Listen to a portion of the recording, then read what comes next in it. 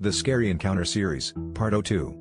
About a year ago, my dad used to live in a house in one of the cities in Arizona which I will not mention the name due to respected privacy.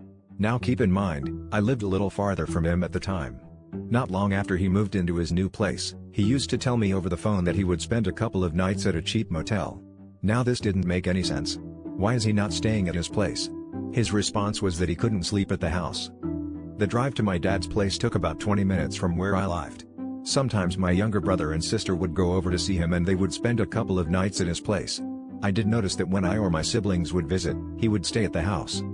On one occasion, my brother came to me explaining when he slept upstairs, he thought he saw someone standing at the end of the hallway, and that it spooked him.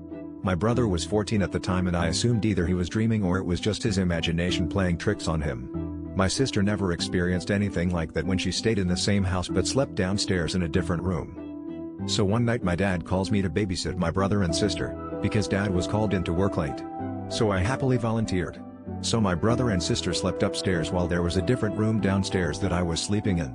I'm usually an insomniac but this time I sort of dozed off and fell asleep. But before I did, I had a timer on my phone that would have gone off at a specific time for me to wake up and check on the kiddies upstairs. I can't lie about this because I heard it, and this still spooks me just thinking about it.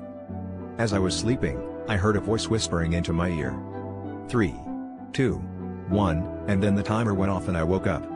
I thought someone was next to me but I didn't find anyone. Eventually I told a friend about what I experienced, and this particular friend, who I will not mention their name, tried to help me understand what it was that I experienced. So they dug around. And eventually I learned the truth. Before my dad had moved into that house, the previous owners were a couple that really loved the house but something had come up and caused them to leave the house. Their plan eventually was to move back at some point. So, they had summoned something to guard the house. And it has been there ever since. I look back at this experience and realize that there was, something in that house. It never threatened to harm us, at least it looked like it didn't try to. After that, we didn't visit the house so much.